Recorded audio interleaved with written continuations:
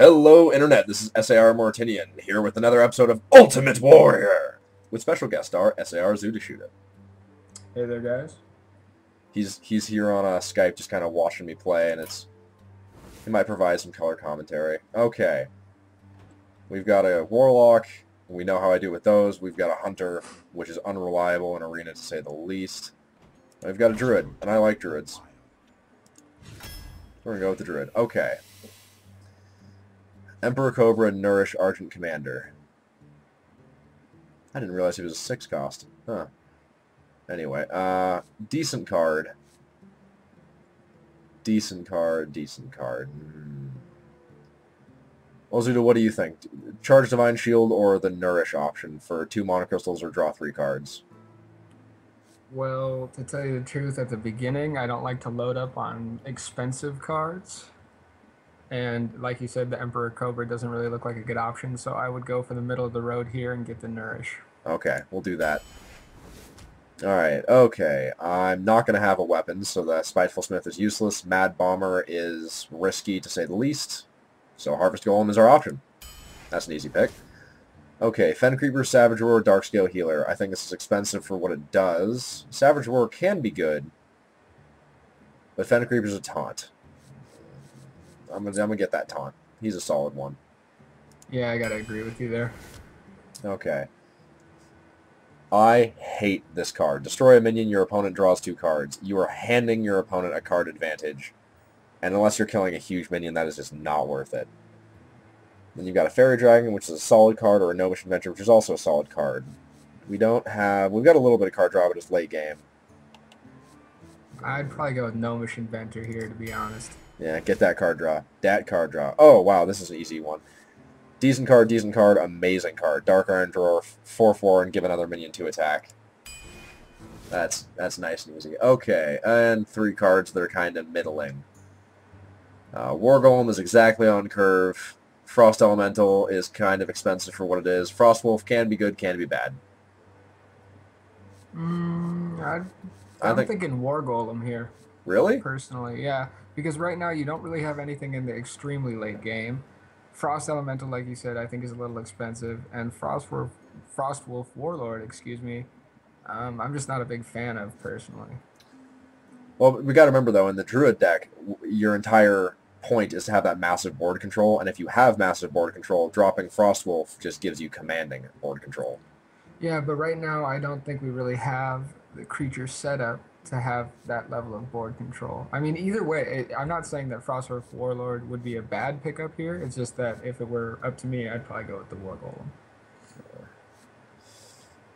But I will let you make that decision. I think I'm still going to go with Frostwolf. I found that really expensive things, especially really expensive things that aren't amazing for some reason, hurt you a lot in Arena.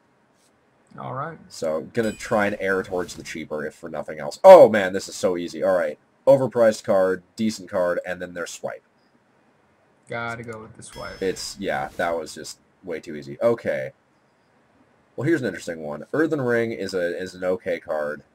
What's my mana curve? My mana curve's kind of heavy. Ooh, that may actually drive me to Earthen Ring from here. We've got Jurabashi Berserker, which can be good.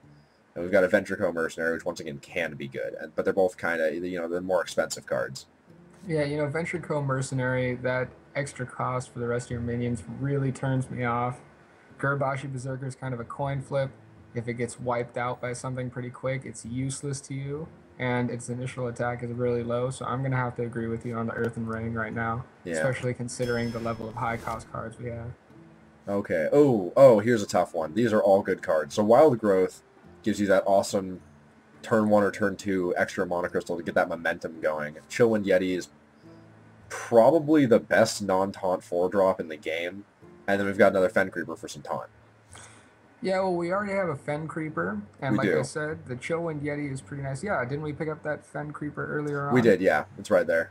Yeah, so I would probably go ahead and grab the Wild Growth, especially considering we have more of a middle range card grouping so far, so the Wild Growth can help us reach those early 4 and 5s. Yeah, give us that momentum. I agree with you. Okay, this is a really easy choice to make here. Mana Wraith is... I've seen decks where it works, but it's not a reliable card to build a deck around.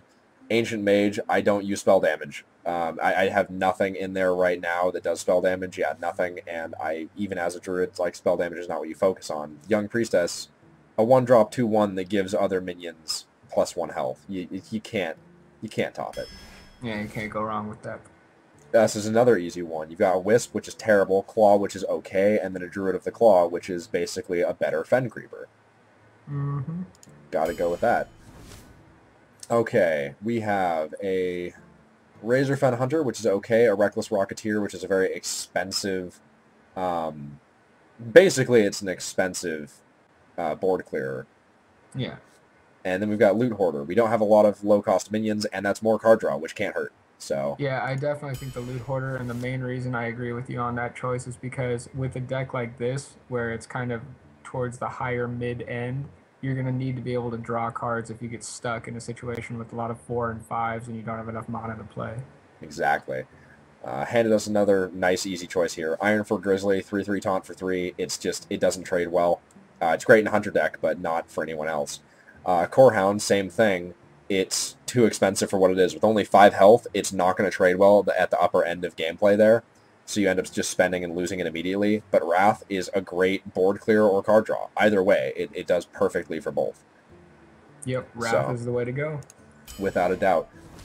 Okay, let's see. Starfire, I think it's expensive for what it does. Frostwolf Grunt is basically the same problem that you have with the Ironford Grizzly, except it's even worse. It's only a 2. It trades for basically nothing. But Mark of Nature is solid. I mean, you can give it if you're on the offensive, you can give a minion +4 attack. If you're on the defensive, you can make a taunt wall that's just really hard to get through. Yeah, I'm going to have to go with Mark of Nature on this one. The Frostwolf Grunt, unless you draw it really early in the game and it gives you kind of like a holding card, one that'll help you get to the next turn, it's really going to be useless. Yeah. Okay, well, here's an interesting choice here. We've got Young Dragonhawk, trash unless you're a hunter. Direwolf Alpha, solid 2-coster. Silverhand Knight, awesome 5-coster. If we weren't so heavy in the 5s already, I would probably go ahead and tell you Silverhand Knight was the choice to give you a little bit more board control in the middle of the game. But because we need some early power, I'm going to go ahead and throw my vote behind the Direwolf Alpha. I agree, especially because 2 of our 2-costers are actually spells, they're not creatures. Mm-hmm. So, gonna have to go with that Direwolf too. Oh, once again, easy choice right there. Druid of the Claw. Ogre Magi, I'm not going to use that much spell damage. Moonfire is basically a waste of a card. It's not bad. I mean, it's 1 damage for free, but in a situation where you only have 30 cards, it doesn't have enough effect to be worth that spot in your deck. Yeah, Druid of the Claw. All right. Okay, we've got a great 1-drop, a irrelevant for this deck 2-drop, and the best Wind Fury in the game. I think once again, it's a coin flip. If you feel like this game's going to go towards the mid and end parts of the game, the Wind Fury's your better bet. But if you want to shore up that early game chance, Voodoo Doctor's the way to go. Personally, I'm going to go ahead and cast my vote for the Wind Fury Harpy. I think I'm going to do that as well because the Voodoo Doctor, what I found a lot is, I mean, you get him first turn, right? And you want to throw him down, but then you're just losing that heal, and it's basically a 2-1 for 1, and you're not getting as much efficiency out of the card as you could be. So, Exactly. Going to go for that Wind Fury Harpy. Okay, this is a pretty easy choice. I don't have weapons, so this card is worthless. Acidic Swamp Ooze it's a solid card, but its effectiveness is really dependent on them having weapons. Leper Gnome, one of the best 1-drops in the game. Yeah, Leopard Gnome is always solid. You can never really go wrong picking Leopard Gnome. It's an annoying card to deal with because it does have that 2 damage for 1 cost, which means you can really put a hurt on them. And if they do decide to clear it, it's definitely going to give them another 2 damage. My vote's for the Leopard Gnome. I agree. All right. Okay, Direwolf Alpha, Harvest Golem, Mark of Nature. Okay, well, we already have a Direwolf. I don't want to stack up endlessly on those. So then we've really got an option here because these are both solid cards. We've got another Mark of Nature, which can really turn our creatures into a force to be reckoned with. Or you have Harvest Golem, which is a 2/3 to start, and will summon another 2/1 when it dies to keep that board presence. I'm kind of torn. What do you think? I think that the Mark of Nature is a solid choice. I think that having multiple Mark of Natures is definitely a great thing to do as a druid, but we're a little bit lacking on creatures, and the Harvest Golem has that capability to just stick around. Even after a board clear, there will still be that 2/1 damage golem for them to deal with. And I think that that ability to have two creatures for the cost of one is really, something to take a look at. So my vote right now is for the Harvest Golem. I'm going to have to agree with you. I like that line of reasoning. Harvest Golem it is. All right. Our rares. Okay, now here's a choice. Murloc. We're not building a Murloc deck because that's stupid in Arena. Oh, come on. Everybody loves the Murlocs. Oh, I love Murlocs, but in Arena, come on, man. All right, so what we do have alternatively are two minions that are going to give other minions taunt. Now here's the thing we want to kind of suss out. You've got the Defender of Argus, which is going to give two adjacent minions 1/1 and taunt for 4 and is a 3/3, or the Sun Fury Protector that gives adjacent minions just taunt, but it only costs 2 and it's a 2/3. Well, here's my line of reasoning. If you have a Sun Fury Protector out, it makes a great later game drop. If you drop it, say on turn 2, when you have the mana for it, there really isn't anyone else out there on the field for you to give taunt, and even if there is, it's going to be a really low, weak creature, like a 1/1. Whereas with the Defender of Argus, it's a 4 drop, so you have the chance to save it until a couple turns later, and by then you will have more creatures, and it's definitely worth the cost in my opinion. So I would say the Defender of Argus would be my choice. I'm going to have to agree with you. I really like that line of reasoning. And we've got that little momentum boost, which, speaking of, right here, we already have a lot of taunt in this deck, so I don't think we need the Lord of the Arena. But with as heavy as we are on the upper end here, the Wild Growth, once again, that momentum. Oh yeah, I would agree. The Wild Growth with a deck that has as much later game focus as we have, because like we said, most of the lower level spells, lower level cards are spells, not necessarily creatures. So the Wild Growth can help us get some of those more expensive creatures out in the field faster. Exactly. All right, so we've got Shield Bearer is right out because it's terrible. It's a terrible card. Then we've got Soul of the Forest or Leper Gnome. So here's the conundrum. Soul of the Forest is great if you have a lot of creatures on the field. Terrible otherwise. Yeah, and I think right now, like we said, we've been addressing the fact that this is not exactly the most creature-heavy deck. And as we already mentioned earlier, Leper Gnome is a pretty much guaranteed 2 to 4 damage for 1 cost, which makes it, in my mind, a very valuable asset. And the fact that you have 2 of them in the deck means that you have a pretty good chance of spending 2 mana and getting about 4 to 6 damage out of it. So I'm going to have to go ahead and say Leper Gnome again. I would agree with you. Okay, all right. Now we have no silence in this deck right now. And so at this point, I mean, this Boulder Fist Ogre is a solid card. Dark Iron Dwarf is a great card. But Spellbreaker for the silence, I think alone is worth it at this point. I'd agree with you, yeah. Yeah. Making that choice. Okay, we've got a Claw, we've got a Scarlet Crusader, we've got a Goldshire Footman. Goldshire Footman is very much like the Frostwolf Grunt, except it's actually just worse. It's no. Claw can be good for getting some removal and armor on yourself, and Scarlet Crusader tends to trade well. Tends to trade very well, actually. Yeah, I'm going to have to go ahead and say Scarlet Crusader is probably our strongest choice out of this set. I would agree. I would agree. All right. Oh, wow. Okay. So we're not even going to consider the Frostwolf Warlord. We already have one. It's not worth it.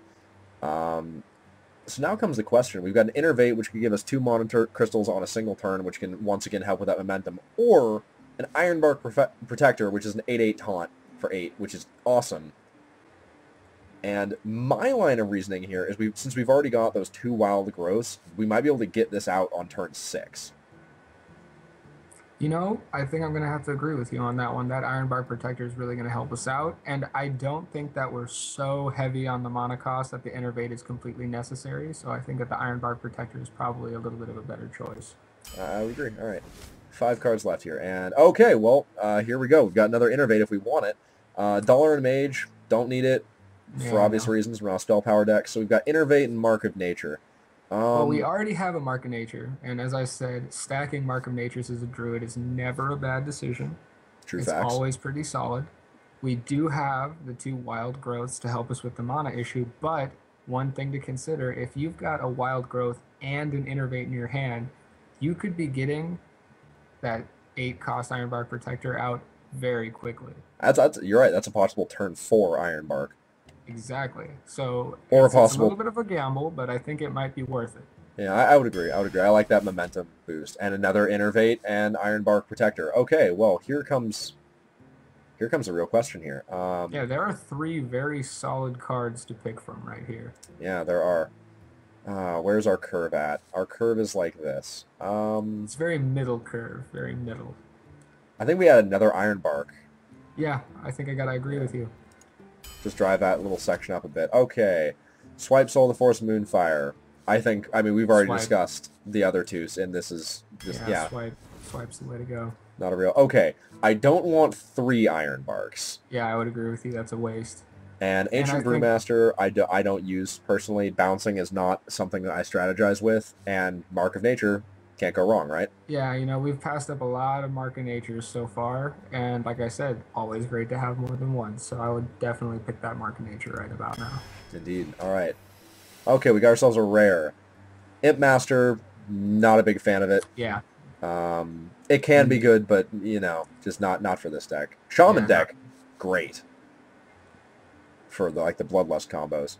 So we've got a Master Swordsmith, which can help buff our minions, or a Nourish, which can derive up some stuff. How much card draw do we have? We've got that one Nourish already. We've got Wrath potential card draw. We've got a Gnomish Inventor potential card draw. Not much. The one thing I will say is that we do tend to be more of a middle deck, it looks like, right now, if you look at the costs. Mm-hmm. So the Master Swordsmith might be able to give us a little bit more of a chance in the earlier part of the game. However, if you wanted to gamble and take the Nourish, it can help us try and get some of those more expensive cards out on the field by drawing the Wild Growths and the Innervates. Yeah, one of the thing that I'm looking at right now is just how heavy we are in the late. Yeah, how heavy we are in the middle.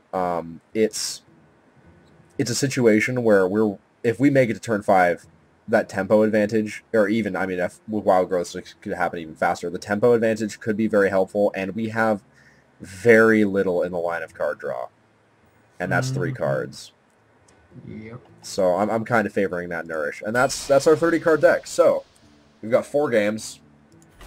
Let's see how the combined Shenanigans and Ridiculosity team drafting has gone. I'm hoping for some wins. Oh, and it's time for the ceremonial Mountain Dew. I myself am drinking the Red Bull Silver Edition, the lime flavor, so... Oh, well, there you go, yeah. Okay. Oh, beautiful. Beautiful start there with the Young Priestess. Yeah, I kind of like this. You might want to keep it the way it is. That being said, the only card I could really see dropping, yep, exactly, would be that. I'm definitely going to drop that.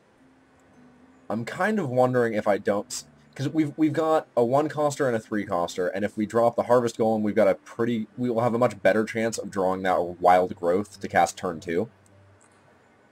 Or we could drop the Scarlet Crusader. Either way. Here's my argument. Mm-hmm. You have a Divine Shield versus a card that, if it dies, will bring in another card. The Divine Shield is a little bit stronger, in my opinion, because it will allow you to take something out and then be at the same strength, as opposed to being slightly weaker after you die. So yeah, that's what I was thinking. Okay, well that did not help us at all. Ooh, ouch. Yeah, that's pretty unfortunate. Okay, well we still have a turn 2 Scarlet Crusader, so I mean, worse things have happened. Not too bad. Oh my gosh. Alright, well, Young Priestess. Oh, he's just going to kill it, though. I did not think that through at all. Well, even if he kills it, he's going to have to waste that coin, right? Well, it wastes a second turn, but he might not have had anything to play with it. That's the only trouble. But, I mean, now we've got that Scarlet Crusader out at least. That was definitely a misplay at the start. I should have saved that Young Priestess against a mage. I wasn't thinking.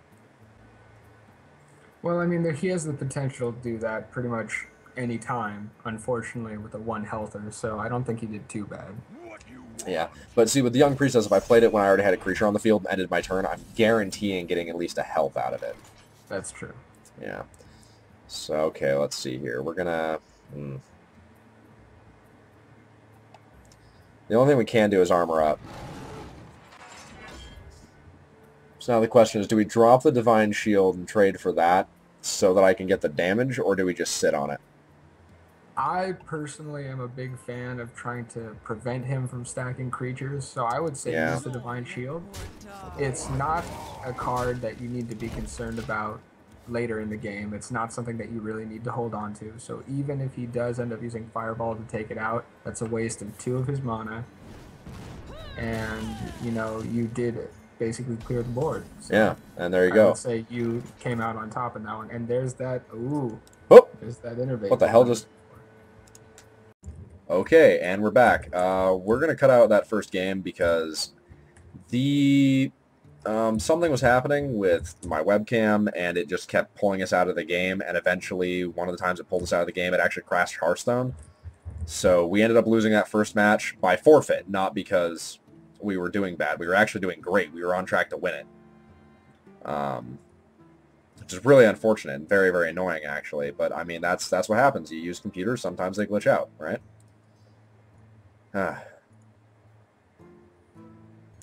Well, regardless, you ready for the for game 2? Well, I guess game 1 for the video. Yes, I am. All right, let's do this.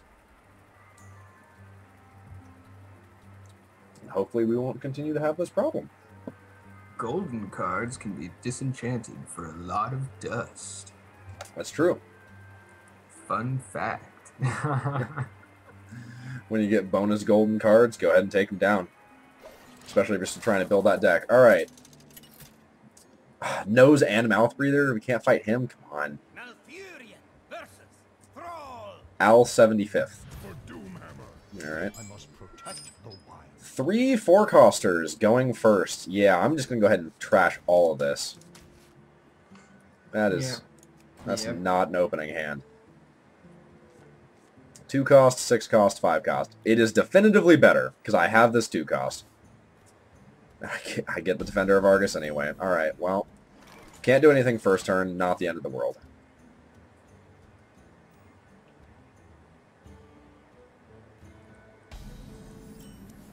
Looks like the same thing happened to him. Exactly, that's why it's not the end of the world. A lot of the time people don't have 1-costers.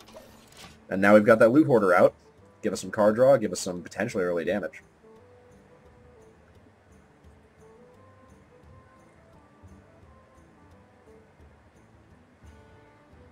Well, it would be awesome if he wasted an Overload card here. I'd really enjoy that. Oh no, he's going to do a 3-coster. What are you going to do? Oh! Ooh, interesting. Interesting. Okay, well... Oh! This is fun. Alright, so here's my thought process. We give him substantially more attack. Ooh, or we could give him taunt to get a little... Well, I don't know. We could do 6 damage out of the gate. And then get a card out of it. I'm thinking that might be your best bet. Yeah, I just don't think he's worth getting the taunt. Yeah, and by making it 6 damage, he's going to really... We're going to force getting rid of that Divine Shield. He's not going to want to let that happen again. That is a very solid turn 3 move. Yeah. Yeah, there goes that Divine Shield. So, I mean... A little bit of a loss there. And a Jungle Panther. That's real unfortunate. Well, what do I draw? Leper Gnome. Okay. Always a great card. So we're going to Leper Gnome, armor up, and we're actually going to take out this guy. Because he got rid of the Divine Shield. Ends up trading very well. So now the question is he going to... He's not going to.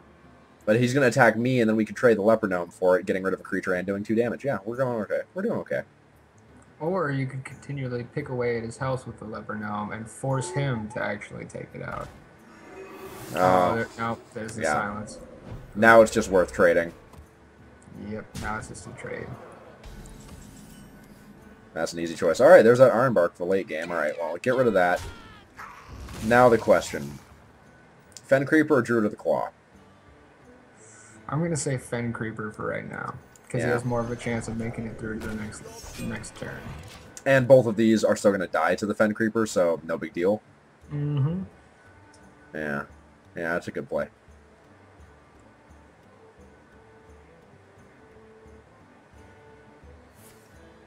And that saved our Druid of the Claw from getting hexed. Mm-hmm. I think that makes our next turn very obvious. It's going to have to be a Druid of the Claw. Yep. Because he's got that board presence, and we need to not let him have that board presence. So that was a smart move to play that Fen Creeper. Because now he's sitting there going, oh man, they're doing these things to me. Doomhammer. Ouch. Man, getting people who get epics in Arena just drive me nuts. And he hits himself? Oh, because he can do that and then trade it. Wow, I wouldn't have done that, personally. Yeah, he did take quite a bit of damage there. Yeah, that was 8 damage for that. I don't think that was worth it. Ooh, there's that Nourish. There is that Nourish. I could be up to 10 next turn, but I don't think there's a lot of value in that because next turn I'm going to play the Iron Bark. Yeah, I would probably go with the move of playing the Golem and the Defender of Argus. Yeah, I'm thinking the same thing. Yeah, try and even up the field a little bit. Yeah. Plus, he's going to have to double Doomhammer the Golem to get rid of it again, which is just hilarious to me. And in fact, I actually think that Doomhammer is doing it more harm than good. The way he's playing it, yes. Yeah. It's a great card, but it's not a great card for clearing minions. It's a great card for hero damage. Ooh, ouch. Or he could do that. Or for lightning. And he's gonna charge it. Okay. We're still gonna have a minion out, and next turn we're gonna play an 8/8 taunt. I'm not concerned. For some reason, I'm just not. Because he's not gonna be able to get through the 8/8 taunt. No. So yeah, it's. I mean, what are you gonna do? Easy play.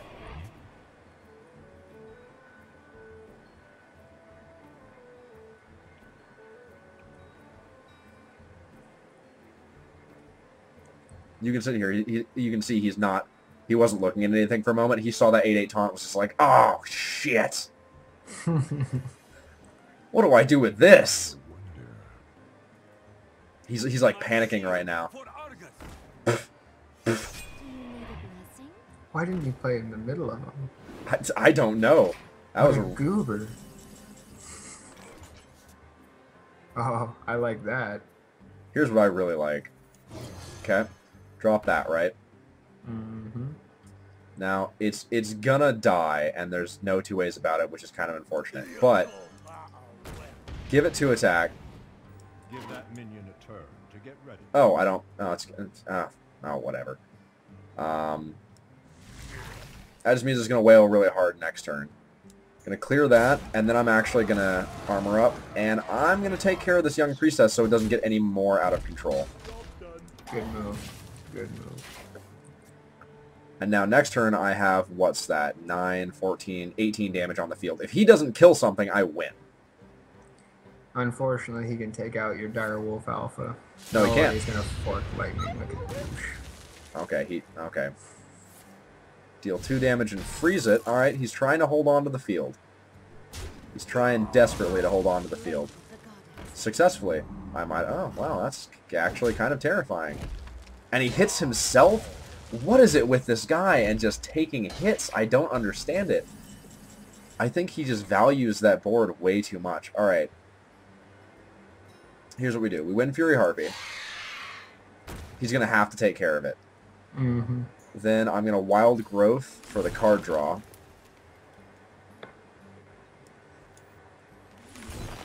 See what I get from that. Oh, wild. God damn it. I'm going to Wild Growth for the card draw again, because...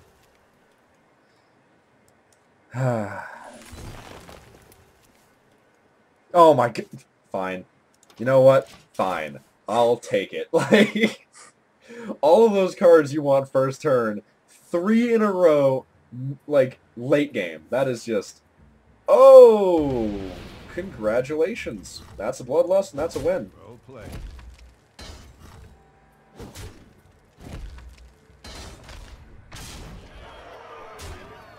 Yep.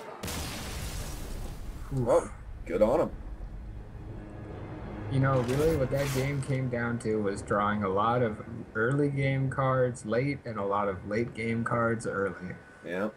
And that, I mean, that happens. You get any deck, you draw things badly, and it wrecks you. This is annoying. This is annoying purely for just the sole sake of the fact that we should have won that first game. Yeah, what you're looking at right now, folks, is a 1-1 situation that got screwed over by a Logitech camera. So boo Logitech. Don't buy any of their products. That's what we're saying here. Oh well. Such is the life.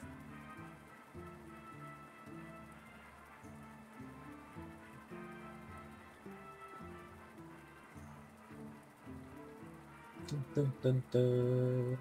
Dun, dun, dun. Dun, dun, dun. Come on, nose and mouth breather.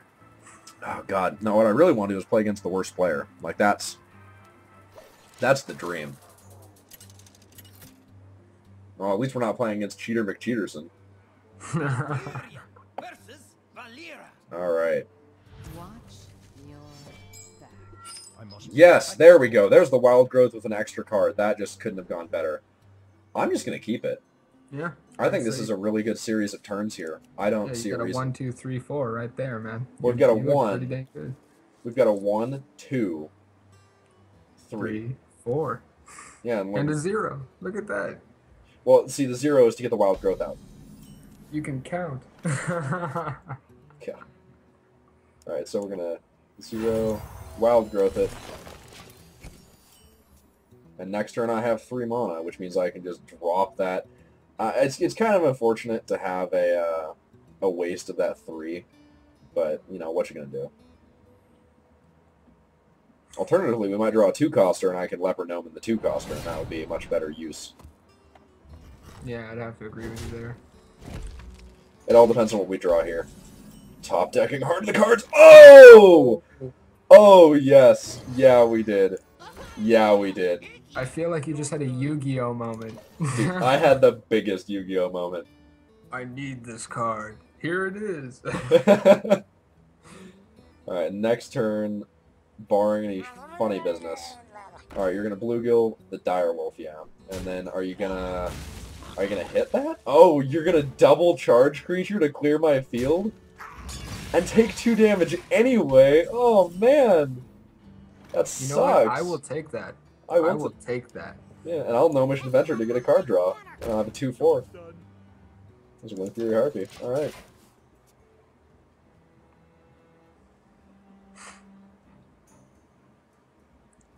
Alright. The weaker card draw of the 2. Oh, a 3/3 for 2. I guess it's okay. What do we get? We got a Young Priestess. Alright. Here is my thought process. We've got 5 mana, and I could make this a 6/4 and then kill that 3/3.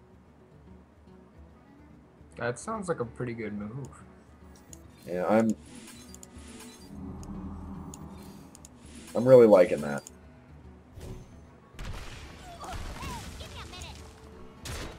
I feel like our rogue friend is really not liking that. Yeah, I would have to agree. The one thing that's confusing me is she's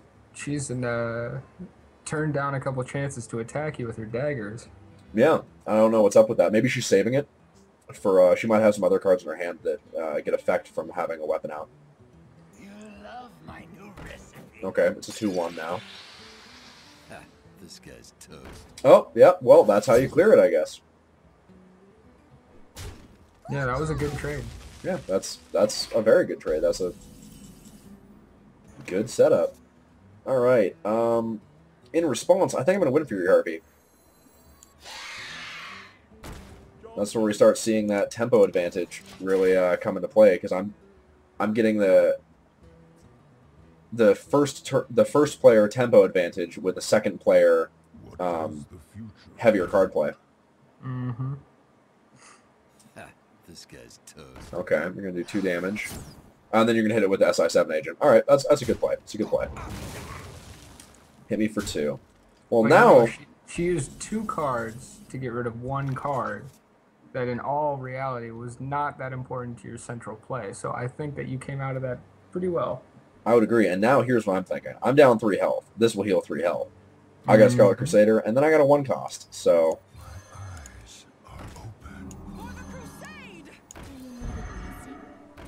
now who gets the bonus health? Okay, I've got a 3/2 Divine Shield. He's going to have to trade 2 creatures for that. Yeah, he just doesn't have any good plays right now. It's really the situation. I mean, the best thing he can do... Honestly, if I were him, what I would do is I would use his dagger and take away your Divine Shield and then try and clear it with some of his weaker creatures. You know, actually, he had a way to wipe my board, and he didn't do it. Looks like he's just going to try to wail on you, try and take you down a little bit. He's rushing me, which I think is a mistake on his part. He is going to kill that. There you go. I've been waiting for him to use that dagger, damn. Oh, you're a jerk. That was a good play. That was a very good play. Yeah, that was... Alright, well... Alternatively, I mean, we can still just play all 3 of these. So... Yeah. You can just put him right back out there. And it gives you another health. So, I mean, in all reality, he might have hurt himself more than he gained. Nah, because he did more than 3 damage to me, so... Yeah, that's true, but if he wants all of his creatures back out there, he has to spend the whole turn putting them back out, and they're all going to have, you know, sickness. They won't be able to move that turn, so... And now I get to choose how the trades happen. Exactly. He is going to force that to be a worse trade, but he also did 3 damage to himself, so I mean... Oh, that's how you're going to do it. Ooh. Oh, that was a good play. That was a very good play. That was a very good play. But you get to draw a card. And it's pretty handy, actually. I just wish it had been earlier. Yeah. Well, I mean, he spent everything to clear my board, so... Alright, here's what I'm looking at. I don't want to drop this by itself, so I'm going to go ahead and Nourish to draw 3 cards. Good choice. Very good choice. So I have up to 6 with this Innervate to play things. And there you go. There's your taunts you've been waiting for. Exactly. Now the question again, do we play the Fen Creeper first? I think we do. It's for that same issue of he's going to try and, you know, take something down. Because honestly, out of the 2, the one that you would rather lose is the Fen Creeper. So having it out there on the board to make it an easy target is a much better choice than leaving your Druid of the Claw out there.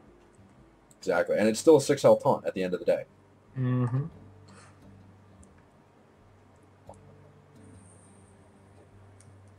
So many options. Oh, you don't have that many options. Come on. You only got 5 cards. They can't all be good. You might be able to assassinate it. Love my new recipe. Really? You're just gonna hand that to me? This guy's toast. Okay. Oh, and then you're gonna... But then you're gonna deal 6 damage to yourself. Yeah, that was a very poor decision. Why would you do that? The board clear wasn't worth it. Dude, no. No, it was not. It was not worth it at all. Especially because this. Yeah, that is going to be very... That's going to ruin his day pretty severely. Yeah. So I'm going to do that, and then I'm going to play a 4/6 taunt. And see, now he's really going to regret it, because he's like, damn, I only got rid of a Fen Creeper when that's on the board. Exactly. And if he doesn't kill it, I can Dark Iron it. He's going to... Oh, he's going to draw 4 cards, but that pretty much ends his turn, so... I don't think he's going to be... I don't think he's doing too well. Nope. I think he's in a bit of a trouble spot right now. That Sprint is kind of a desperation play. Sprint can serve two main purposes. Number 1 is a desperation play, and number 2 is when you're ahead, but you don't have any cards in your hand, and you've got a sizable lead. You can kind of rebalance how many cards everybody has. Yeah. Okay, so that Doomsayer there at the start of your turn, destroy all minions. Yeah, that's a little dangerous. Here's what I'm going to have to do. I'm going to have to Dark Iron. Get him up to 6. And then just kill it. Yeah. He's forced me to kill it. But then again, it's not like you're taking any damage, so he really just bought himself a turn. That's all that happened there. Yeah, he bought himself a turn, gave me a 6/6, and honestly just board control. That's what he did. Uh-huh. He handed me board control. To be fair, though, that did allow his sprint play to not be wasted. Mm-hmm. It gave him the time to use those cards that he got to draw. Exactly. So. And as you're seeing, it's coming out in his favor a little bit here. I don't think so, because I can get rid of that Senjin pretty easily. Oh, I don't mean overall. I just mean right now in terms of board control. At this very second. Ooh, there we go. That's what we want to see. All right, so here's what I'm going to do. I'm going to do that. Then I'm just going to clear it. And then I'm going to make some trades that I think are favorable. I'm going to kill that for free. And I'm going to hit him for 6. That Harvest Golem right there, that is where it comes into play extremely effectively. Because you get a free trade out of it, and then at the end of the day, you still have a card down. Exactly. Okay, well he did destroy that, so that's annoying. But I don't think he can beat me. Well, yeah, he may have destroyed your 8/8, but you've still got a 6/6 on the field. He does not have very much health, and he's got no taunt. Yeah. He's going to have to throw away all 3 of those creatures to kill my 6/6. And then all he's got is a 4/2, and I have 6 damage on the field. He's got 4 health. I mean, he can... Yeah, no. He's got charge. It's 2/1. Still got to throw away 2 more creatures.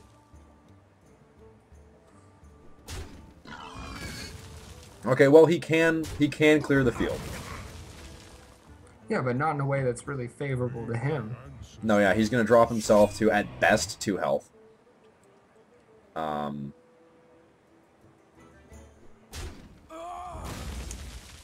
Yeah, he's going to drop himself to 2 health. And if I draw a Wrath, I win. See, that's exactly what I'm talking about.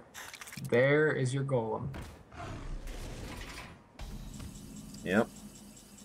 Or, you know, I could just draw an 8/8 taunt. Yep. And then I could poke this, so I only take 1 damage, and then kill it when it enrages, because I don't care anymore. Now he's got, what, 7 damage, 8 damage, but he can't because it'd kill him. And he's top decking. Mm-hmm. And next turn, if I draw something that costs 5 or less, I'm going to have 3 more cards in my hand and have an immediate card advantage. And I've got a 20 health advantage.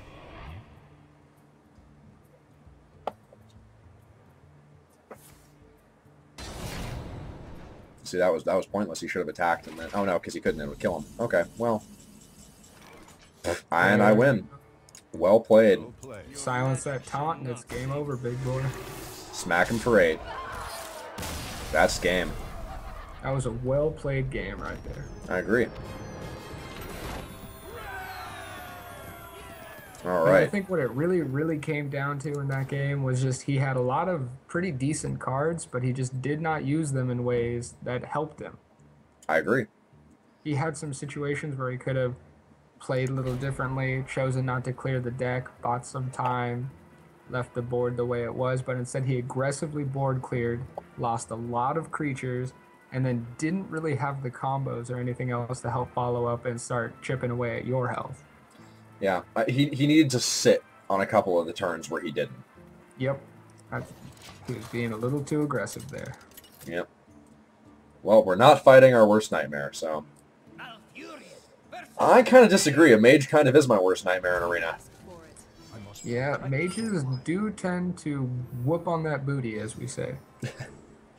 Alright, well, let's see. I've got an Innervate, so I'm going to keep the Direwolf. The Innervate, if you draw it right away, is a godsend. It is so awesome. Yeah, so I think I'm just going to sit on this turn 1. Yeah, I tend to agree. Because in turn 2, I can just innervate into a Gnomish Inventor or a swipe, depending on what he does. Yeah, I might save the swipe until he has a few more creatures, but definitely the Gnomish is a good play. Yep. Gnomish Inventor it is. And there's another swipe. Alright, so turn 3. Wow. Turn 3 is pretty easy. It's probably going to be a Scarlet. Yep. And then turn 4, if he manages to get board control somehow, I can just swipe it down. Yeah, and that's the great part about having 2 swipes, is that even if he manages to get board control and you use a swipe, and then he plays something else, you still have another swipe. Exactly, and the double swipe is horrifying, because if you've got a whole bunch of things with 2 health, he's sitting there like, oh, I'm safe from a swipe. And I just hit him twice for 8 damage. Okay, well, that's kind of a dick move. Alright, now here's the... You know, I really, really don't agree with that move, because he may have done a lot of damage, but it's not like the Gnomish Inventor's main purpose is to be a damage-dealing creature. It's mostly there to get you the card draw and to help you out clear some of the weaker stuff. So by freezing it, all he did was save himself 2 damage, and he lost the ability to use that on something more damaging, more important later in the game. Yeah, and he's killing his turn 3 because he's got a... Oh, well, actually, that's pretty effective. I don't like the fact that the freeze persists through the... Divine Shield, yeah. Yeah, that's a little bit annoying. But regardless. I feel like he's using a lot of... They may be inexpensive spells, but they are a lot of very valuable spells for control when you are down. And using them when you're basically even leads to a situation where you're going to regret it when there's an 8/8 Ironbark breathing down your butt. Well, I'm also thinking that he may have built this deck to be, oh, this could turn out... That turned out wonderfully for him. Well, I guess not that wonderfully. I'd say it turned out alright. Yeah. I mean, I still got my card out of it. Got that Young Priestess. Alright. I think maybe a Young Priestess Defender of Argus this turn might be Yeah. the way to... I'm going to be forced to agree with you on that. My shield for Argus. Because I'm still seeing nothing swipe worthy yet. Blah, blah, blah, blah. Excuse me. Yep. At the end of this turn, I'm giving one of my other creatures another health. At 4/4 Defender of Argus. Hard to argue with that.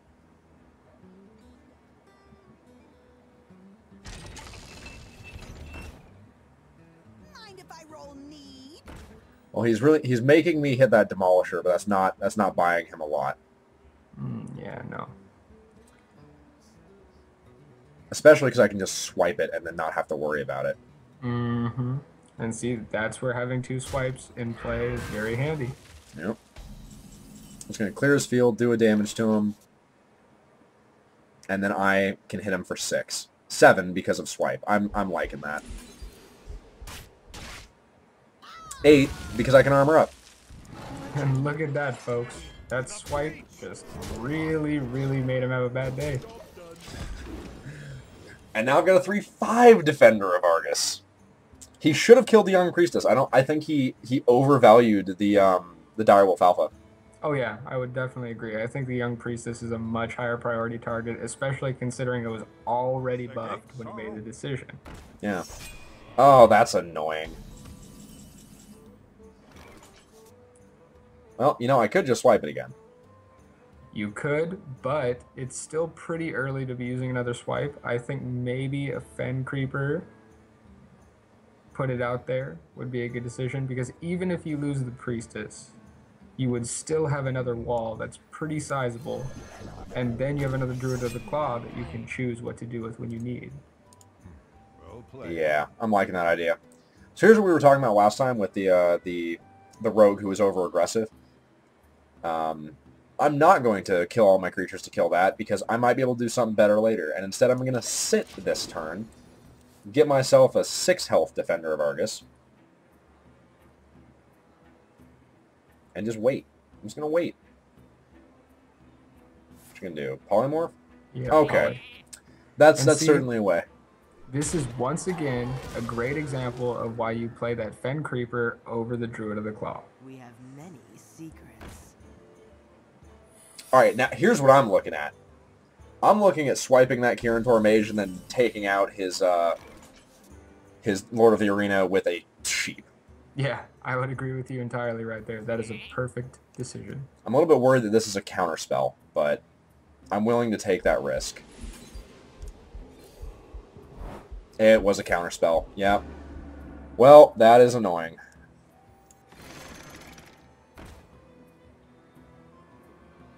Okay. Now here's what we got to balance. He's gonna kill this. So I might as well guarantee that he kills it. And then have another creature out. Into the breach. Yeah, it's not the best trade. I don't want to do it, but it's the best option I have. Yeah, definitely. Then smack him for 1 because it's hilarious to get hit by a sheep. That's right. Get muttoned. God. Alright, and I've got Wind Fury Harp and a Druid of the Claw in my hand. I mean, he's not gonna... Oh, that jerk! Okay, we've got to take out that, but how? He still has the coin. He still has it. Oh my god. Ooh, this is starting to turn really bad for me really fast. Oh, but then I get that, and I just laugh. I laugh so hard, because now I have an 8-8 taunt. He's going to have to trade some stuff. I can't kill anything, so there's no point. I'm just going to hit him for 3.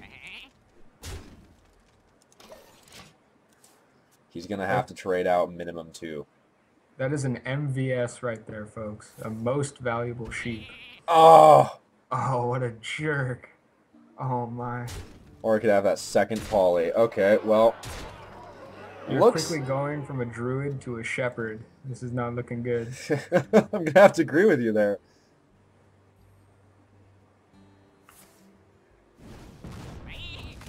Oh, man.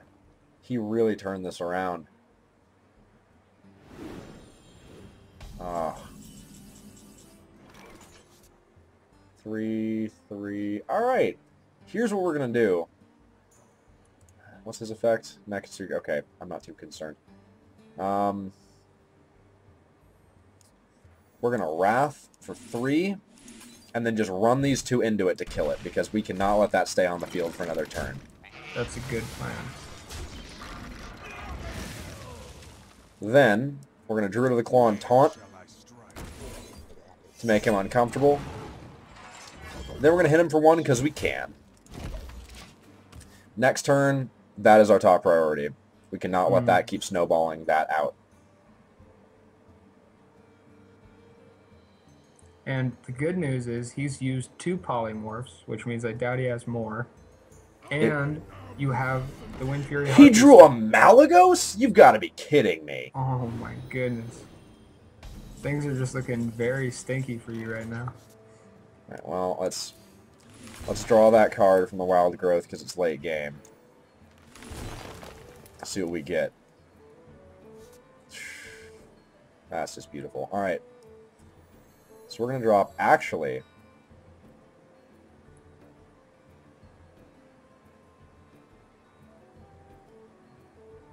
Actually, here's what we do. We drop the Master Swordsmith.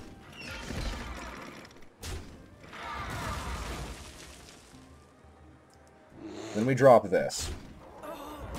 Yep. And he's going to be forced to drop at least 2 mana to get rid of the taunt you got there. Exactly. Like he can kill my Wind Fury Harpy. And he's going to want to. My magic will tear you apart. I'll threaten you back, lady. Oh! Ouch. That is where the Malagos is invaluable, and he just well played. There was no avoiding that. And he had the perfect taunt for it too with the magic. Exactly. Oh my god. Alright, well, that's it for that arena run. Should have been at least 2 wins. Still really bitter about that, but I mean, what are you going to do? And hey, if it had been 2 wins, we would still have at least 1 more game. Exactly. But, no. So once again, folks, if you're looking for a camera for your computer, don't go with Logitech. Alright, well, we got some dust we got to pack, and we have 1 more game, which means we're going to get to do another draft in this episode to get that last game in. So, first off, let's open this pack, see what we get. A rare, 2 rares, a double rare pack. Okay, oh, there's a Hunter card. I might actually be able to build a decent Hunter deck.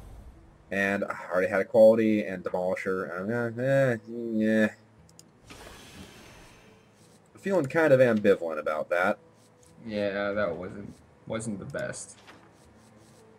Clear all these new cards that I somehow got just tons of out of no... Oh, some of these I just haven't cleared from before. Alright. Where are my 5 new cards? 3. Okay. So back into the arena. Go ahead and buy in again. Who are we going to go with this time? Not the Don't be a Warlock. pussy Warlock. Do it. Dude, I don't want to lose 3 in a row after doing that terrible Druid run. Hey, you have Zootashoota, the king of Warlocks, right here. You got to choose Warlock. Alright, fine. Fine, we'll go Warlock. Be mine. Dude, I love you. Yeah. Okay. Well, risky, not playing something with a weapon, so Sylvanas it is, right? Yep, that was what I was going to suggest. Alright. Oh my god, alright. So out of this, I love the Knife Juggler. The Wild Pyromancer is a terrible idea on a deck like Warlocks that play such low health creatures. And the Azure Drake is, I mean, it's a decent card, but the Knife Juggler has some great board clear, so I think we're going to go with this. It's a great board clear. It's got 3 damage, and it only costs 2. I mean, it's really hard to go wrong with a Knife Juggler. It's true. Alright. So now we've got Terrible, and Wolf Rider, which is kind of average, so... So obviously we'll pick the Murloc. Right? Murloc? Yeah? Not even No? slightly. Okay. Normally I like Sense Demons, but we have no demons right now. Terrible card, solid card. Yep. That is going to be a risk because we don't know what we're going to get. So go with what we know. Power Overwhelming, Mad Bomber, Ventrico, Mercenary. Huh. I dislike Ventrico Mercenary, as I've already stated before, because he costs 5, which means there's a pretty good chance you're going to play him in the middle of the game, and he increases the cost of your other cards. And if your opponent sees that 5, they're going to say, I see a pretty good chance to screw him over by freezing it, crowd controlling it, or doing something else to it. So it's very risky. It can Yes. cause you to stagnate in the middle of the game. It Mad is... Bomber is a risk. You never know when you're going to hurt yourself pretty badly. So I would say your best bet might be Power Overwhelming to get that one intense hit in. Here's what I might counter with. The Ventrico Mercenary, really the only person who can sit there and prevent me from attacking with it is a mage. Everyone else has to just kind of take it.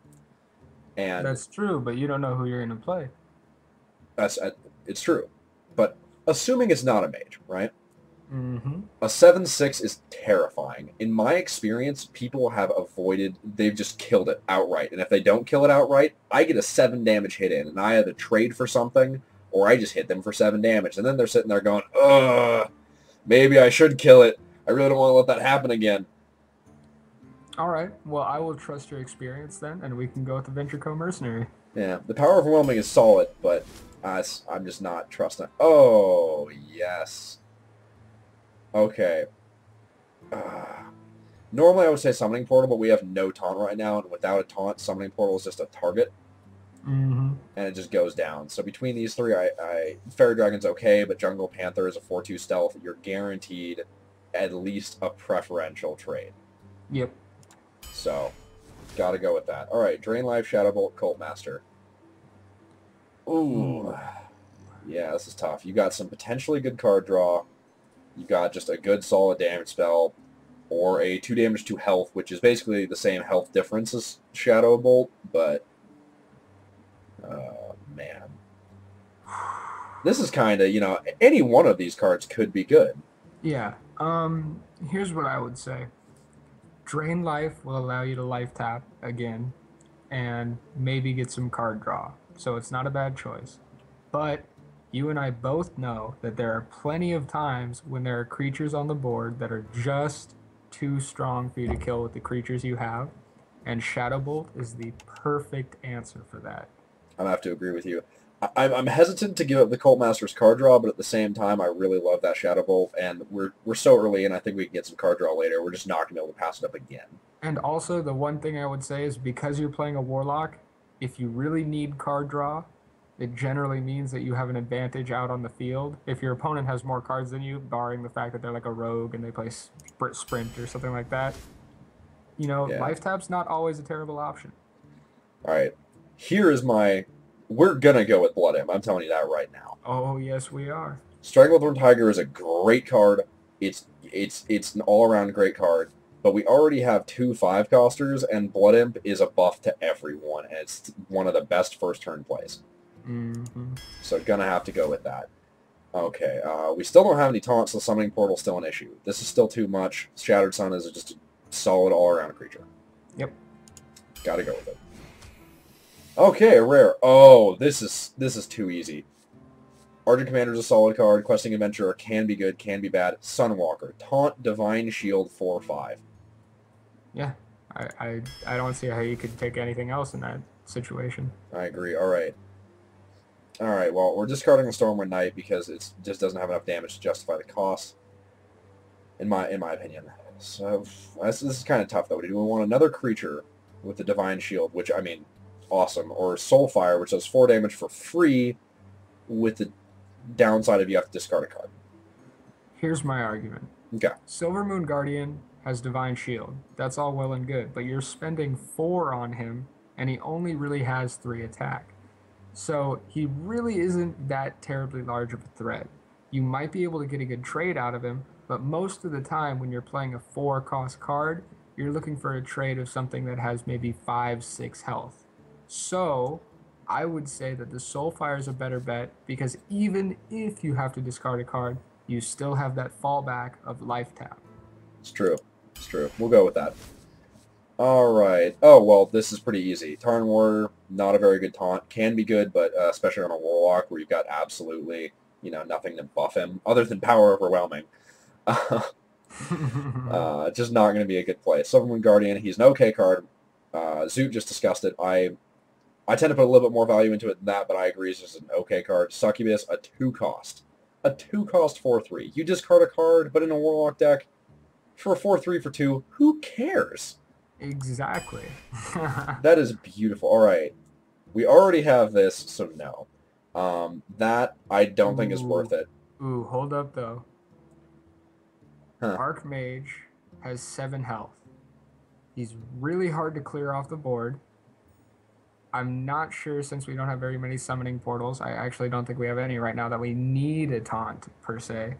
And we have a Shadow Bolt and a Soulfire, and the potential to draw some more spells. If you can get a couple more spells on the field, and you have that Archmage, they will have to spend a lot of resources to clear it, and it can be a serious, serious nuisance for a spell-based deck. It's actually a good point. I don't play Warlocks enough. I did not consider the value of that spell damage. I think it's going to be worth it. What I will say, though, I am going to go with the Archmage, but we do not have any taunt. So next time a good taunt comes up, we can't pass it up. Yeah, I would agree. All right. Speaking of taunt. Yeah, Voidwalker. There you go. I mean, we're going to need more because that's too weak of a taunt. And, speak of the devil. 3/6 Fen Creeper. Or Lord of the Arena. I mean, hey. Well, here's the thing with Lord of the Arena. He's got less health, so he's less of a wall, and he costs a mana more. He's great as an aggro taunt. If you have a lot of taunts in your deck, he's just like another one to put out there. And he's a great trader. He trades very well. Fen Creeper doesn't always trade well. He likes to dink away at people. But I think the 1 mana cost advantage you get from Fen Creeper is probably worth it in this situation. And while Lord of the Arena, I see what you're saying with the trade well, for the cost that you're playing him at, he actually usually doesn't trade very well. That's true. For the cost of 6, generally not the best trade. I was just speaking comparatively between the two. Yeah. Okay, well, this is an easy choice. Risky, I don't play with weapons, card draw. I mean, it's... Okay, I think this is too expensive for what it is. Fairy Dragon's okay, but Flesh Eating Ghoul, especially with a whole bunch of lower cost minions that are going to be dying a lot, this could snowball like no one's business. That's exactly what I was going to say. You've already got 2 1-cost creatures. You don't know how many the other guy's going to have. It has 3 health. and it's generally not considered a threat early enough to be taken down very quickly. All right, so here's another one. We got Ventrico, not doing that. Soulfire, Voidwalker. Here's what I'm going to say. We have 2 taunts. Voidwalker is not your best taunt. It's very cheap, but once you get past the early part of the game, it's not too helpful because it can get killed by 1 creature. Exactly, yeah. You really, really, really, really don't want to have Voidwalker on turn 7. It's not going to help you. You don't, and but the Soulfire, the huge damage. Arcanade, Soulfire, Yeah. gotta love it. Yeah, I'm going to agree with you. Oh, hello. Oh, this is a tough one. Okay. Oh my. This I is don't even know where to begin. Yeah. I think we're going to avoid the Doomguard because the discarding the 2 random cards... Yeah, I mean, this is a good card, don't get me wrong. There's nothing wrong with it. But when compared to these 2, I think these 2 have a lot more to offer the deck right now than the Doomguard does. Yep, I would agree with you. So now the real question is, do we want to add some taunt to the game, or do we want to add some spell damage to the game? I think since we're already playing and trying to get an emphasis on those spells, the Ancient Mage might be a little bit better of an option, especially considering it's got 5 health. So once again, yeah, it's that gonna magic be number. difficult. That magic Say what? 5 health. It's the magic 5 health. It's going to be hard to kill. Exactly. Yeah, I'm going to have to agree with you on that. And if you can get them Ooh! both out on the field at the same time, man, ouch. That's all I can say. Okay, this is, to me, pretty easy choice. Twisting Ether can backfire. This assumes, it assumes I'm going to have a lot of cards in my hand. Pit Lord, 5 damage, Warlocks live to hurt themselves, and it's a 4-cost 5/6. Mm-hmm. The one thing I will say before you pick the Pit Lord, is that if you have enough health and you draw a Mountain Giant and you life tap, that could really, really hurt them. I could, you're right. But we don't have a lot of card draw. That's the only reason that I have an issue with the Mountain Giant. Like, if I had a deck that was just card draw, card draw, card draw, like if we were playing a Priest, for instance, yeah. Oh, Mountain Giant, no question. But the only reason that I'm a little bit worried about the Pit Lord is because you only have 30 health. He takes out 1/6 of your health pretty much immediately. But he hits And like a truck on turn 4. Oh yeah, he's a truck. No doubt about it. He's going to do some serious damage. But if they have a taunt heavy deck, or if it's a mage and they can control him, that's a good point. You might regret that choice. That mage. Yeah, no, that mage is going to make me change my mind to the Mountain Giant. All right. 3 good creatures. Where are we on the balance of creatures? Okay, We're actually pretty even. We're pretty even, but we're a little heavy towards the 5. We are. So probably not the Nightblade. Then again, with a 5, you can potentially play 2 5s, whereas with a 6 you can't. But you could play a 6 and a 4, so that's kind of moot. And your other option, even though it seems a little cheesy, is that you do have a couple low-level creatures, and if nobody wants to take care of them, and they just leave them because it's like, oh, it's a nuisance, it's not worth my time to clear them, that raid leader could make a pretty big difference. And honestly, the raid leader can even make a difference if we've got a lot of high-cost creatures. It doesn't really matter, right? Yeah, exactly. And it's only 3. It's a cheap one. It's a cheap buff. Let me go with that raid leader. Okay.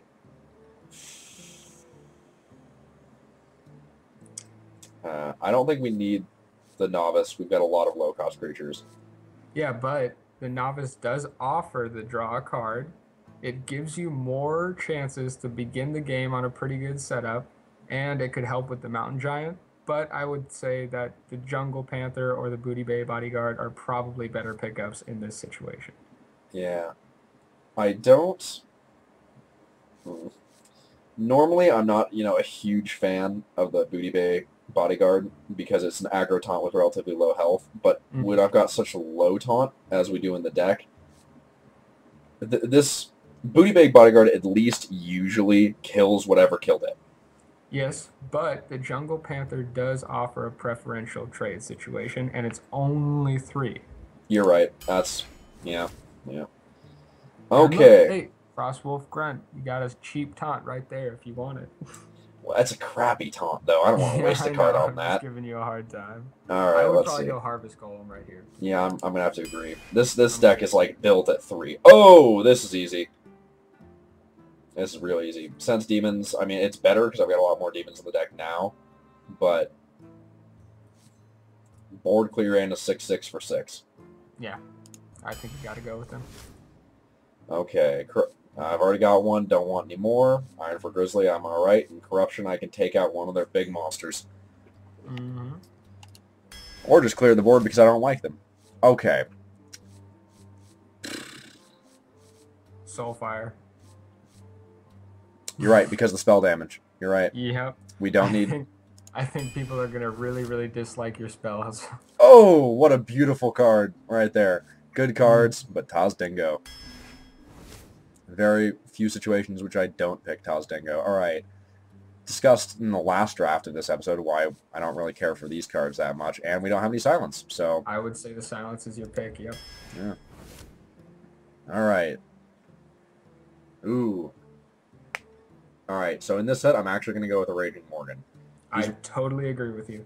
Yeah. Completely. Succubus is good, Fairy Dragon's good, but Raging Morgan is one of the best 3-drops in the game. And another! Oh my god! Yes! Okay. Oh wow, this is easy. Pitlord does damage to me. Twisting Nether, it's iffy. It could be awesome, it could be terrible. Bane of Doom, if I can kill something with that, a random demon. A random demon, oftentimes awesome. I mean, hell, I could get a Pitlord out of it. Exactly. Without the 5 cost. So, yeah, I'm definitely doing that. Alright, well, let's see if we can make the second time that I play a Warlock in Arena not suck. The reason I think you're going to have a good chance with this deck is because it's very 3-centric. And when you have a deck like that, 3-cost cards do not lose that much value later in the game. I mean, they're not the best, but they can really help you out. If you play 2 or 3 3-cost cards in a turn, it can make a very big board difference. It's true. And of course, we start out with the... It's not like you're lacking late in early game. You have those too, but the 3-cost cards really will help you out. And I love that Voidwalker at the beginning. Oh my goodness, I'm very happy with this. Yeah, I think the only thing we need to drop is the Ventrico Mercenary. It's just too early to have that. Knife Juggler. Oh my god. Oh my god, that's just perfect. So in this situation, I think I'm actually going to drop the Knife Juggler first. Just so that I can get that one hit from the Voidwalker when I drop it the next turn. Hey, if you wanted to be a jerk, you could drop the Knife Juggler. Yeah, I would drop the Knife Juggler. Yeah, I think you're right. Because you can't kill it. And even better, if he doesn't drop a creature next turn, I can Shatter Sun Cleric, make it a 4/3, and hit him. Yep. Or if he drops a 1-cost minion, I can drop the Shattered Sun Cleric anyway, and hope... still kill him. Yeah.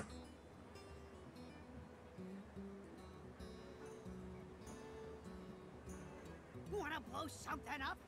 Oh. Oh, come on. Come on. That is just stupid. Well played. What a lucky turd. Yeah, well, that's the side of the Mad Bomber that does well. Alright, you can't do anything. End your turn. You're done.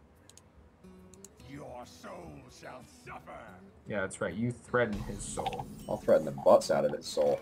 Oh, Alright. look at that. Look at it. Look at the beauty of the Soulfire.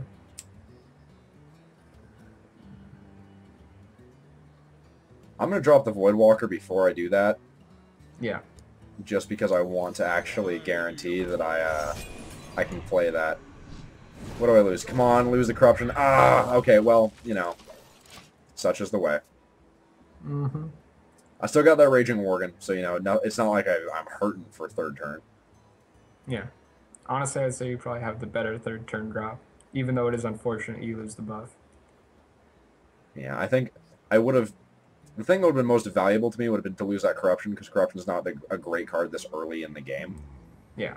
But... It's more for clearing those big, heavy cost creatures. Exactly, or making him do something he doesn't want to with one of those big, heavy cost creatures. Mm-hmm. Like, oh, I'd rather sit this turn. Oh, well, you're going to have to do something with that creature because you're going to lose it. Oh, my. Come on! Oh, my. You jerk. He's getting very, very lucky right now. Well, I think what I'm going to do is just Corruption it because it's got too much health. And then Life Tap for another card. Alright. It's early enough I can afford that life. Ooh, that is a great draw. Yeah. I don't have the mana for it right now, so I'm going to have to hold on to it. But, I mean, luckily, I'm not wasting my next draw with that. He's going to hit me for 3. No two ways about it. But here's the thing. Even though you don't have the mana to play the Archmage right now, you still have 2/3 drops. So it's not like, oh, I can't do anything. And that's one of those cards you really want to get out in your deck. It's true. All right, so here he goes. He's going to hit me for 4. Not a big deal. Not a big deal yet. Could turn out to be a pretty big deal, but, I mean, eh. What do we got? What do we got? What do we got? Spellbreaker. Nice. Yeah, I think I'm going to go ahead and silence that so he doesn't get a benefit from it. Yeah, that's always great. Yeah, I don't think there's anything wrong with that. Nope, I don't think so. Alternatively, Unless you draw something else. I don't know, because if I play the Raging Worgen, he's just going to end up killing it anyway. So it's not going to matter. Yeah. Yeah. And honestly, here's the other side. Since you drop a 4/3 and you silence, even if he kills the 4/3, even if he uses some mana, kills the 4/3, at least you can still drop the Worgen afterwards. That's true. Because it would be very unfortunate if you were to just kill the Worgen outright. Ooh, it's the Doom. This is the perfect situation for the Bane of Doom. Yes, it is. Here's my random demon, ladies and gentlemen. Oh! Oh. That's kind of dildos. Oh well, at least it has a taunt, you know. Yeah. At the very I mean, least. it bought me damage next turn, but it's one of those things where I'm sitting there going, really? Really? Out of all the demons? That's the one. Hey, it could have been worse. It could have just been a regular imp. I mean, there's only 2 kinds of imps. There's a 3/2 flame imp that does damage to me, except since it's got a battle cry, it wouldn't have. I would have just had a 3/2 creature. Or the stealth imp that gives all my creatures a health. Yeah. So, But that's what I'm saying is like I would rather have him than the imp, wouldn't you? Because at least now you have a taunt. He can't just start wrecking your health until it goes through 3 damage. yeah, I guess. Oh, you just realized you made a mistake. You incorrectly calculated how much. You look at him sitting there going, oh, but my stuff. Oh no. What are you gonna do? What you gonna do? What do you have for 1? Oh, you're gonna innervate to do it. Well, I mean that's kind of a terrible waste because now you're top decking and I'm not at all. Yeah, and I really don't agree with that. I would have hit you as opposed to the taunt. Yeah. I really don't think that was a good move. Well, he had to hit the taunt. There was no way. But Yeah, but what I'm saying is I would have rather seen him wait until next turn, kill the taunt, and then do what he did to you. oh, I see what you're saying. Okay. Okay, that's Now awesome. you have both the spell damage. You just need some freaking spells now. Yeah. I think I'm going to drop this because that's going to trade for that, and no matter what he wants to do. I wanted to drop both of these, but I mean, he's just going to kill one of them. He's probably going to kill the Raging Worgen because that'd be better for him. Yeah. And the 4/7 is just going to treat me really well because I'm just going to smack that this turn. He's not going to have anything to do, which means he's going to hit me.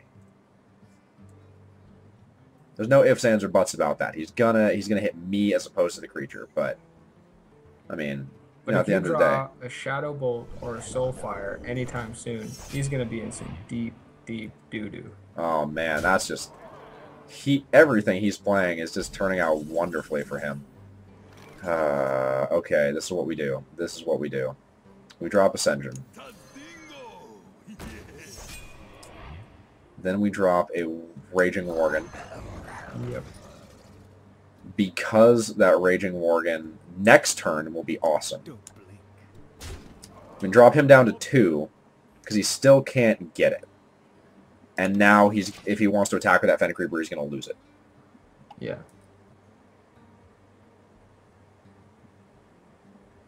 He's just slowly building up that armor, man. He is, very, very slowly. He's got a That's- massive health advantage to me, but I think I may have just turned around the board. Yeah, I think he got the board at this point. But the thing that's really upsetting about that is as long as he has mana to just continuously build up that armor, it makes it harder and harder. Oh, that jerk! And he's going to clear the board. Well, that's how the cookie crumbles, I guess.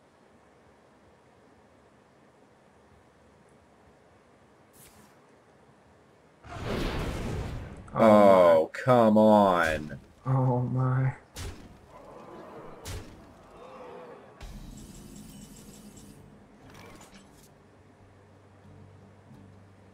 And see that's why I don't like the mountain giant. This is a bad situation for it. Alright, well, this is what we're going to have to do. We're going to run this into this. Attack the minion with Oh, crap. Okay, well, that's unfortunate. Gonna hit that. I can't kill it. Sometimes I forget things. Nature will rise against you. Your soul shall suffer. Nature will rise against you. He wins. There's nothing I can do. Yeah, that's that. Yep. Well, I think that was mostly just him drawing a god hand. you win. Yeah, no, he just did better. I still don't... He definitely had a better setup than I did, but at the same time, I think this is just me and Warlocks, man. I mean, I got that legendary, which is awesome. It's the first time I've ever gotten a legendary in Arena, so there's that, but, you know, that's how it works. But I think really what it was right around the turn when you had the threes, the golem and the worgen, he really had some good momentum building cards at that point. That's true. And he really started to turn the board in his favor, and I feel like you just didn't quite have the right draws. Because there were cards that would have turned that around for you if you had had some more spells, but unfortunately you drew both of the spell bonus guys, but already had used the Soulfire and didn't get the Shadow Bolt or the Soulfire. It's true. All right, well, anyway, that's this episode of Ultimate Warrior. Please like, favorite, subscribe, do all the social media shenanigans, and we'll see you next time.